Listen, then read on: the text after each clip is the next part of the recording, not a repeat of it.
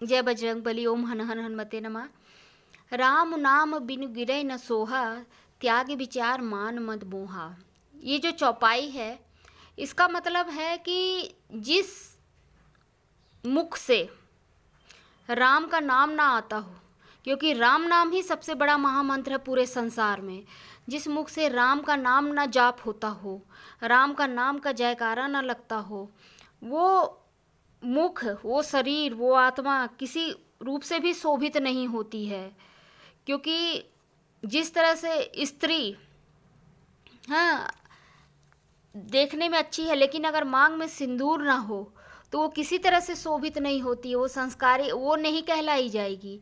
और उसी तरह से बिना भगवान के मंदिर की कोई वैल्यू नहीं होती। उसी तरह से आत्मा हमारा शरीर है, जब तक हम राम नाम का जप नहीं करते हैं तब तक हमारे शरीर और आत्मा बिल्कुल बेकार है, किसी उससे नहीं है। हम बस अपने भोग विलास और आधुनिक जगत की दुनिया में खोए रहते हैं, चक्कर काट रहे हैं, घूम रहे हैं, परेशान हो रहे हैं।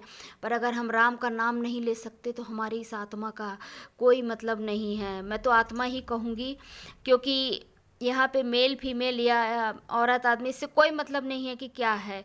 यहाँ पे सिर्फ आत्मा, आत्मा जो है वही हमें दिन भर चलाती है, वही हमको परमात्मा से जोड़ती है। तो अगर वो राम का नाम नहीं ले पा रही है, राम का सुमिरन नहीं कर पा रही है, इतना समय नहीं मिल रहा है, तो उसकी साज सज्जा, उसका धरती पे आना बेकार है।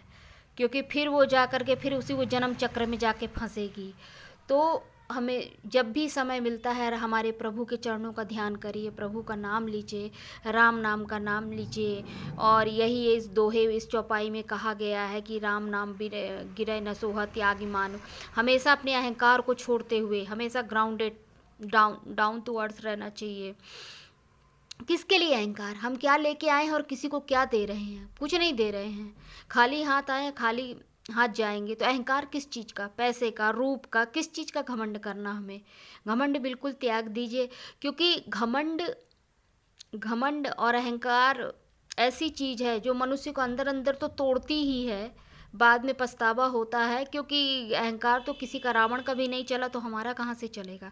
तो अच्छे सुविचार जब हम इसको छोड़ते हैं, जब हम राम नाम रूपी औषधि को हम धारण करना, उसको लेना शुरू कर देते हैं, तो हमारे अंदर से ये अहंकार, ये घमंड प्रभु सब दूर होता जाता है। हमारे अंदर से विकार दूर होता जाता है।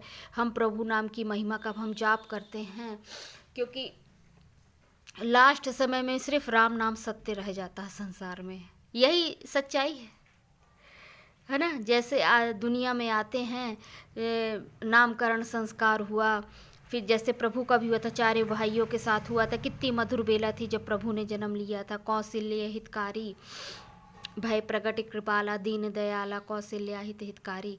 तो कितना अच्छा दोहा, कितना अच्छा वो लगता है उनका, जब हम सुमिरन करते हैं, उनको याद करते हैं और उनका नाम जप करते हैं, चाहे जिस रूप में भी करें।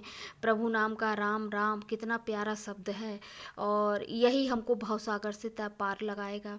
आदमी पैसा कमाता है, मकान है, सब कुछ है, कार है, बंगला है, सब कुछ, हम अच्छी लग्जीरियस लाइफ जी रहे हैं, पर बताइए क्या मन को सुकून है?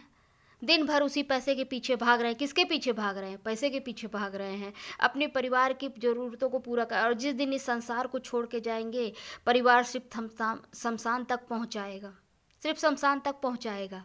2 दिन रोएंगे, फिर सब अपने उसमें मस्त हो जाएंगे। तो हम किसके लिए कर रहे थे? किसके लिए कर रहे थे? इससे अच्छा अपने कर्मों को अच्छा करके प्रभु को अपने आप को समर्पण कर दीजिए। श्री रामचंद्र जी के चरणों में सब कुछ समर्पण कर दीजिए कि प्रभु मैं जैसा भी हूँ, अच्छा हूँ, बुरा हूँ, मेरे कर्म जैसे भी हैं, मुझे स्वीकारिए और मेरे अंदर के विकार को दूर करिए। और तभी मैं शोभा दूंगा, तभी मेरी आत्मा खुश होगी, तभी मैं अच्छे से सुसज्जित होऊंगा। ऐसी विनती करना चाहिए श्री रामचंद्र जी से। जय श्री राम।